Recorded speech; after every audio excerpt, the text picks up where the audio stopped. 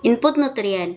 Input nutrien merujuk pada jumlah nutrisi yang dimasukkan ke dalam suatu sistem pertanian atau perkebunan untuk mendukung pertumbuhan tanaman. Nutrien utama yang dibutuhkan oleh tanaman adalah nitrogen, fosfor, dan kalium yang sering disebut sebagai NPK. Nutrien dibagi menjadi dua, yaitu nutrien makro dan nutrien mikro. Nutrien makro terdiri dari nitrogen, fosfor, dan karbon, sedangkan nutrien mikro terdiri dari besi, mangan, dan seng.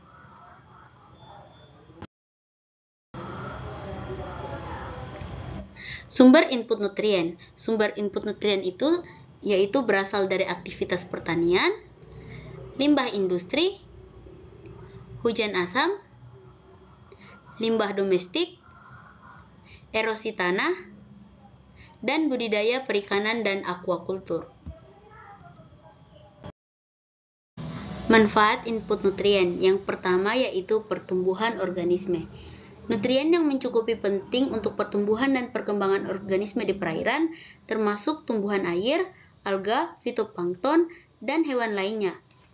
Nutrien seperti nitrogen, fosfor, dan karbon merupakan bahan pembentuk struktural energi yang diperlukan untuk sintesis protein dan nukleotida dan komponen sel lainnya. Yang kedua yaitu produktivitas perairan. Produktivitas perairan itu mencakup input nutrien yang memadai mendukung produktivitas biologis perairan. Nutrien yang tersedia dalam jumlah cukup mempengaruhi kelimpahan dan keanekaragaman hayati di dalam ekosistem perairan. Dan yang ketiga yaitu keseimbangan ekosistem. Keseimbangan ekosistem, nutrien yang seimbang dan tersedia dalam jumlah yang tepat membantu menjaga keseimbangan ekosistem perairan. Nutrien yang cukup mendukung tingkat produksi primer yang pada gilirannya mempengaruhi tingkat konsumsi dan struktur rantai makanan. Keseimbangan rantai makanan dan kelimpahan organisme di berbagai tingkat trofik sangat penting untuk berkelanjutannya ekosistem perairan. Dan yang keempat yaitu kualitas air. Input nutrien yang tepat dapat membantu menjaga kualitas air yang baik. Nutrien seperti nitrogen dan fosfor berperan dalam siklus biogeokimia perairan. Ketika nutrien terkonsentrasi dengan baik dan tersedia dalam proporsi yang tepat, mereka dapat didaur ulang oleh organisme dan proses alami lainnya, sehingga mengurangi risiko pencemaran perairan. Akibat input nutrien berlebih.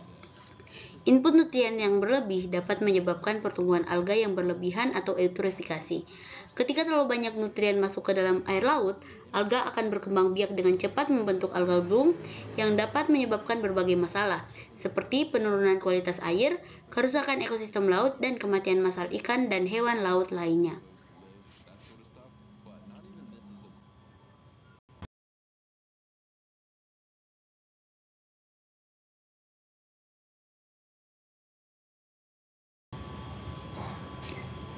Selain itu, kelebihan nutrien juga dapat merusak sektor perikanan. Pertumbuhan alga yang berlebih, peningkatan toksin, peningkatan populasi hewan laut, dan kerusakan ekosistem laut. Input nutrien yang berlebih ke laut harus dihindari dan dikelola dengan hati-hati untuk memastikan keseimbangan ekosistem laut yang sehat dan berkelanjutan.